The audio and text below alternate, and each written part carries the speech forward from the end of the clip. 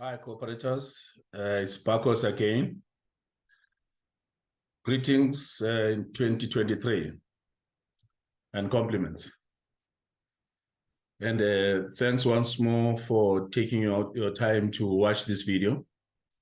It has indeed been it has been a long time since we last had an engagement.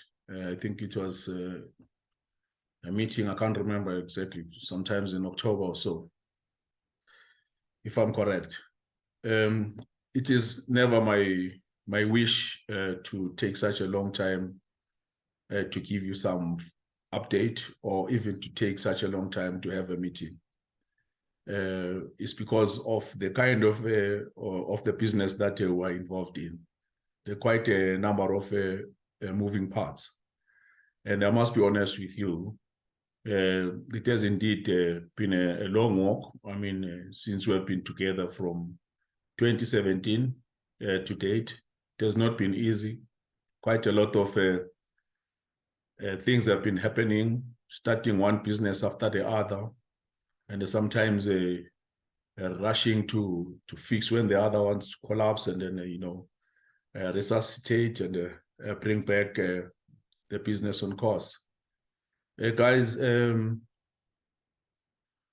would remember that I had promised that we would have a meeting sometimes last year, and the meeting that I had promised, we were going to give a financial report, a business report, some pipeline businesses, products and services. As usual, in all our meetings, you'd remember that this is how we do things. One of the things that was very, very important, besides the business report itself, which also on its own, it's quite a big thing. One of the things we wanted to do was to give you a financial report that would talk to capitalization of the cooperative, and also evaluation of shares of the members. And you would remember that there's quite a lot of things, a lot of developments that actually happened last year when we were restructuring the cooperative, creating a holding company and subsidiaries, developing MOIs for the subsidiaries and the holding company, setting up an investment fund and all those things. So that necessitated that our financial reporting was going to take a different shape from the usual. So it was going to be more detailed, because it was going to start also talking to the subsidiaries and talking to the investment fund. And now, to be honest with you, that has taken a very, very long time, because it's quite involved, and you need people who know what they are doing. It's not something that is done by accountants. Accountants usually they don't do well in this space. It's a highly sophisticated space where you invite people who have certain qualifications on the financial services side of things. Remember, without sounding like a person who doesn't respect accounting and accountants, I do, but when you are dealing up with shares, when you are dealing with investments, that is not the space of accountants. When you start to talk about funds, creation of funds, when you're talking about category 2 licenses, things that are regulated by FSCA, then that is not the space of accountants. That is the space of the investment gurus, people who are holding different qualifications, such as your CFA or alternative investment certificates and so forth. But anyway, without saying too much about that, so those are the reasons that got us a bit delayed in terms of concluding the financial reports, but we're not far now from doing so. Very soon we'll finish. I hope probably in the next coming 3 weeks we should be done.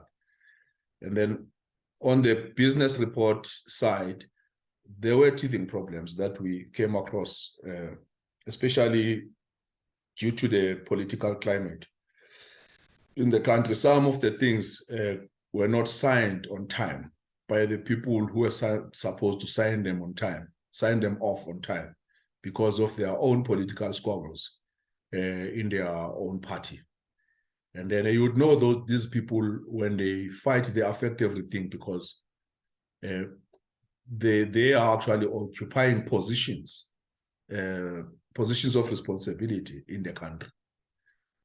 So if they are busy with their internal squabbles, they end up not attending to what they are supposed to be attending to in terms of the responsibilities assigned to them. And then they would then go to their conferences and do these things. And then after that, then that they start sobering up and say, okay, fine, what needs to be done? And then they start doing those things that need to be done. So those are the two main parts that are serious, that I want us to address in terms of how we're going to deal with moving forward, the business side and the financial side. You remember traditionally we would actually post these two on the videos, and then we would then share them on the wall. But because now, guys, we are running a very serious business at a stage where we are now, I would say any business matter that we're handling now is sensitive. Our financials, let me say, to me, are not secret. However, it would be good for now to treat them as semi-secrets, meaning that at least we should treat them like our business information. And then in that regard, we then send information directly to members, either via email and also WhatsApp. So that's what we'll be doing now. We'll be sending business information and financial reports directly to members via email or via WhatsApp. And then things like products and services, those ones are not a problem. We'll send, we can still continue posting like we're doing before via YouTube and post to the wall.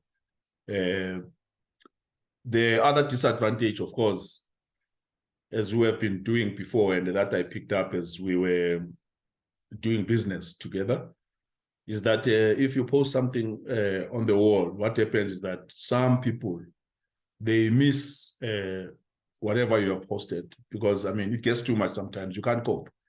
People post stuff that sometimes is even irrelevant, that it's nothing to do with business, but you'd find a lot of stuff going to the WhatsApp group, to our chat group, and that creates a problem, because then you can't keep up with all the irrelevant stuff. You end up missing important stuff. We have pleaded before to people that they should not post stuff that has nothing to do with business, but I've observed that somehow people enjoy doing that, and all you do, you just let go. And then you will observe that I'm also not a person who likes posting quite a lot of stuff. I only post if I have to post something that has to do with business of the day or the business that we are involved in. So there is a very interesting development as well that you will be receiving. That one I'll be doing both. We'll be sending both to the wall and also to individuals via email and also via WhatsApp. So we'll post to the wall, email, and also WhatsApp. That is the lobbying and advocacy. Lobbying for and advocating for the cooperatives. Guys, I'll just have to give you a brief history on this one. Around 2020, we had about 3 years after the registration, successful registration and incorporation of Promedical Primary Cooperative. And you would remember that the cooperative's idea was initiated around 2001. And at that time, President Thabo Mbeki was in charge. And in 2005, then he enacted the Cooperatives Act, so-called Cooperatives Act 2005. And then around 2009, there was a document that was published by Department of Trade and Industry called Integrated Strategy on the Development and Promotion of Cooperatives in South Africa. And that document was putting the cooperatives at the center of economic development and growth, shared economic development and growth in South Africa, and prioritizing cooperatives that are Black-owned. And that gave us hope. Most of us were involved with the cooperatives movement at that time. Because some of us, we took an advantage of the act. As soon as the act was enacted, I was in NAFCOC at that time. I was a chairperson of business development. It was a voluntary position. But I was very instrumental in fundraising, raising monies, millions from Department of Trade and Industry and other organizations. I was hosting African businesses when they were coming this side. So I was quite involved. So we thought that the Department of Trade and Industry strategy was going to take the cooperatives forward. And then the Department of Trade and Industry gave itself 10 years. They said in 10 years, they are going to review and see how far they have gone in terms of developing and promoting the cooperatives in the country. In fact, just to give you an idea, the cooperatives were supposed to be given a first priority in every procurement. There were products and services that were set aside to say these ones should come from the cooperatives. But come 2020, actually 2019, 2020, and then nothing had happened. In fact, what happened was the opposite. There was a high mortality rate of cooperatives. In fact, they were almost non-existent. If you look at the number of cooperatives that registered, because we went around crisscrossing the country promoting cooperatives. 2020, there was also almost nothing left. So then we asked ourselves, where was the problem? And we realized that there was no political will at all from the government of the day. There is a video that I've done talking about this, but I just wanted to tell you how it came about, that having realized that the government was actually failing the cooperatives, wasn't doing anything. In fact, even the Department of Trade and Industry even stopped talking about cooperatives. Nobody talks about cooperatives even today. Then we decided to form a movement. In fact, initially we started forming a movement that we called, it was an NPO that was going to lobby and advocate on behalf of the cooperatives. And we called it Cooperatives, just Cooperatives Congress or something like that. But then we realized that no, even what we're looking at was far deeper and bigger than we thought, because we thought the issue was just about the neglect of the cooperatives. When we looked further, and you know what happened, I mean, in those years, most of you know. I don't have to repeat, but you'll see the video that I've done. But anyway, we saw the country being auctioned, and there's so many things going south, and going south very, very fast. The country being auctioned to, any bidder, not even the highest bidder. It's better when you sell to the highest bidder, at least you're selling for the higher price. Any bidder. We saw the country, being handed on a plate, to some families, who thought they were the chosen ones, who thought they were smarter than all of us. We saw the country being sold. It's being auctioned even today to some other nations from other parts of the world, and it's all in the name of direct foreign, or what you call foreign direct investment or direct foreign investment. People, they call these things names. But anyway, then we realized that we are dealing with a big problem. We are dealing with a combination of a political problem, and we are also dealing with a problem that is of an economic nature. Because when you have the economy of the country outsourced to other people, and we, the people who know and who have got something to offer in this country, who are being overlooked, and we knew that the only thing we can do is to organize ourselves. And now the trick is, when you are in such a business, and then you can see there's no political will to assist cooperatives as a business, then we knew that the only option left is to also deal with the political side of things. If the political component wasn't there, then it was just enough to stay focused on the business side of things and hope that if you play part in the mainstream economic activities, you'll come right. But when there's a political component, either it is a sheer incompetence of the political leadership or ignorance, which actually most of the time is a combination of all. Unwillingness, ignorance, corruption. And if you look, you put all those things together, and incompetence, then you realize that you are in a big problem.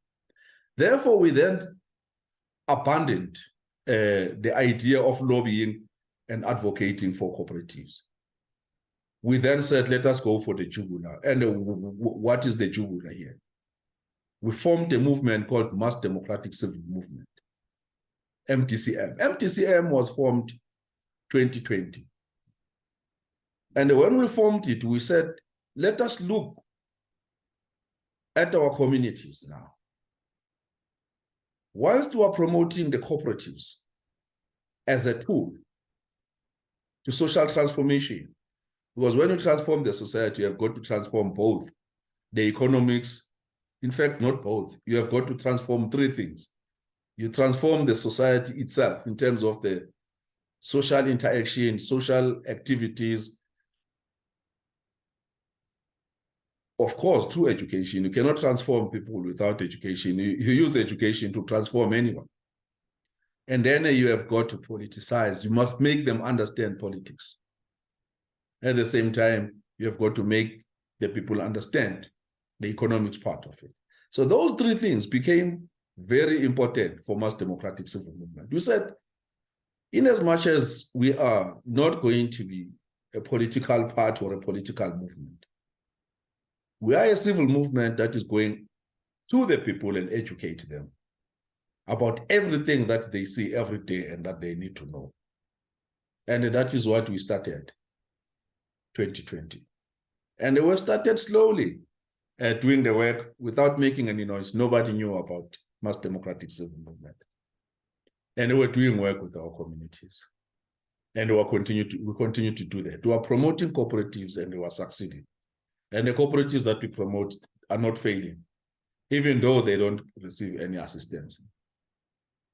The most, I always tell people, the best example that I always make is a Promedical primary cooperative. It has not been funded by anybody, and yet it is making strides in all fronts. I mean, if you look at the Promedical primary cooperative today, it's totally different. It's far bigger than a lot of companies that started even earlier before us. So that is how mass democratic civil movement was formed, to support the cooperatives who are doing that kind of work. There is a video that you will see, guys, on mass democratic civil movement.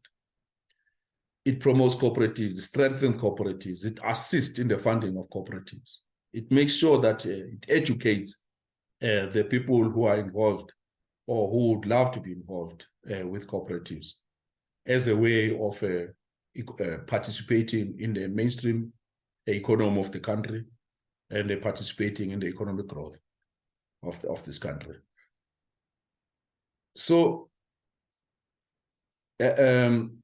you will be receiving all that information. I'll be sending videos to our chat group. I'll be sending videos to individuals via WhatsApp and also via emails. And please, guys, give us feedback. We want to know, are we doing things right? Are we doing things wrong? Where are we lacking? Where can we improve? We want your suggestions. We want your concerns. We want your questions. I wish, in fact, I hope that with the mass democratic civil movement now in the picture, many people are going to start participating in the whole idea of the cooperative movement. I have observed and also realized that many people found it a bit difficult to participate in promoting cooperatives from the level where we are now, where we're moving horizontally from Promedical. Many people found Promedical to be a little bit challenging because it's focused too much on business. You have got to go out there, look for business, attend business meetings, do marketing, and so forth. And I think many people find it a little bit challenging because a lot of members are professionals. They have got professional responsibilities. In the morning, people wake up, they go to theater, others, they go to their offices, and so it's understandable. But I think with mass democratic civil movement in the picture now, many people, I believe that they will start feeling that it's easy now to participate. You don't have to do a lot. It's just a little bit that I've outlined in the videos that I've done, that I'm going to share with you. Okay. So guys, in short, this time we're going to do things differently. Instead of posting things to the wall where there's a likelihood that many people will miss stuff that is posted there, because there's quite a number of things that get posted there that are irrelevant. And as a result of that, many people do miss stuff. I realized that also our meetings, they had poor attendance. And I guess it's because of that quite a lot of stuff that gets posted is irrelevant, and many people even miss the adverts for meetings, or information about the meetings to come. So we'll be sending stuff directly to your email and to your WhatsApp. But we'll also, some of the stuff, like I've said, the products and services, pipeline businesses, and also stuff on a mass democratic civil movement, how it is assisting cooperatives, including Promedical, and then how people can participate in mass democratic civil movement in promoting cooperatives and also promoting the education of our communities. So what you will be receiving, directly in your email and your WhatsApp information on business, or what we call business report and financial report. Those ones you'll be receiving. Of course, also products and services and stuff like the videos for Mass Democratic Civic Movement. But on the wall, we won't be posting the financials and the business report. I hope that that it is very clear. And then what you are going to do, we'll post the stuff, and it will also, all the information will also be available on the website. Those who want to access it from the website, and then you have got your password. I think the password is, okay, we'll send the password to you individual, but it's the same password. You just use the password, and you go and open the documents. Any document, any information is available, but it's a secured site. Within the website, there's a secured place where you would find the documents about our cooperative. And then we'll make sure that we post the information on business and financials at least a week before, and we'll announce the date of the meeting after we have exhausted a week. It will be a week after posting, and then so that at least you have enough time before the meeting to go through the document, so that we make the meeting, interactive, so that people at least they have got information and they can ask questions, they can comment, raise concerns, and make suggestions, and so forth. The capitalization and evaluation of shares is almost complete. There are just few loose ends that we need to tie up, just to make sure that we present something that makes sense to the shareholders. In conclusion, guys, I must really commend you, take this time to commend you, that I'm so proud to be with you, to work with you over such a long time, from 2017 to date.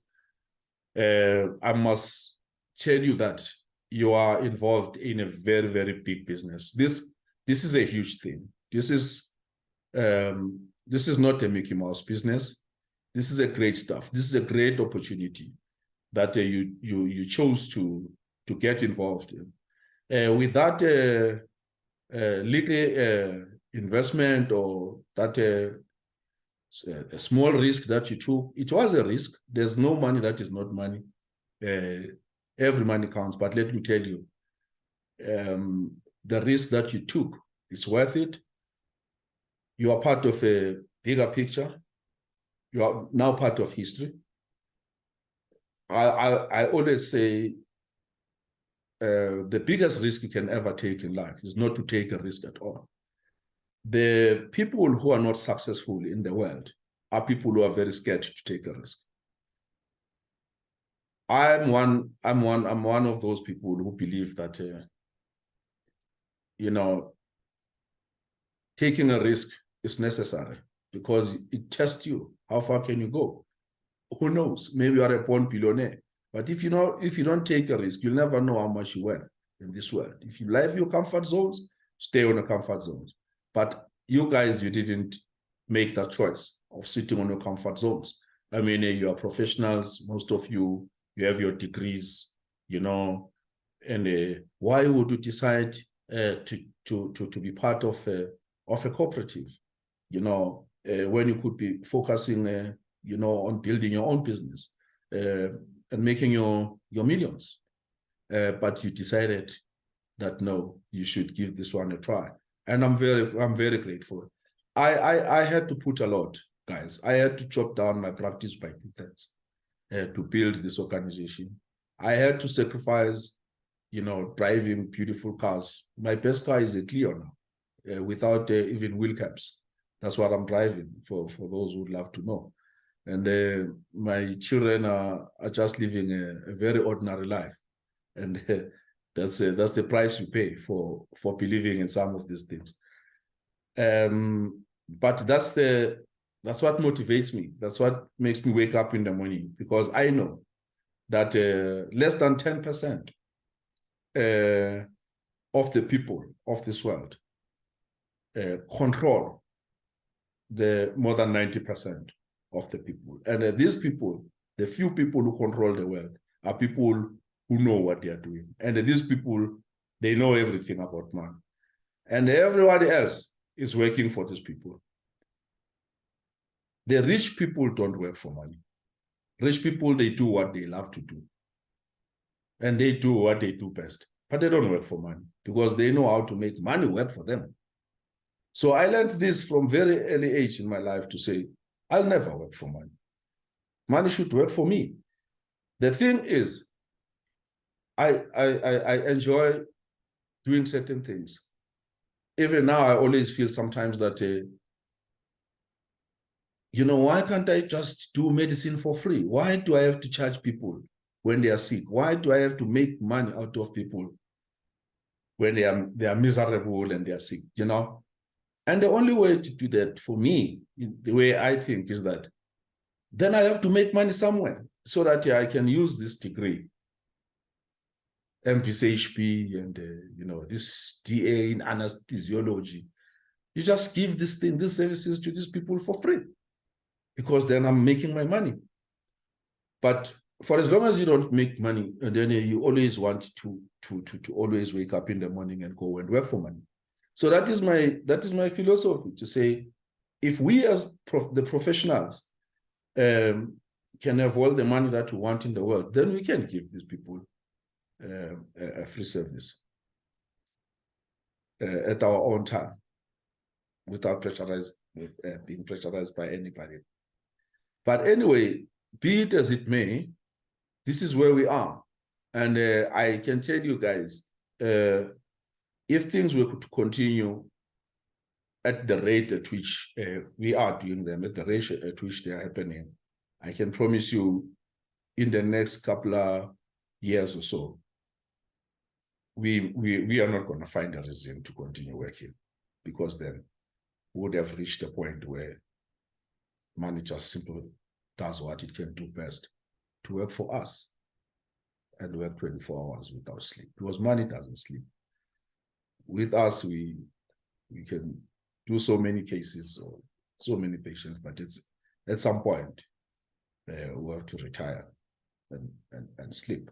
And at some point in our lives, of course, we have to stop working.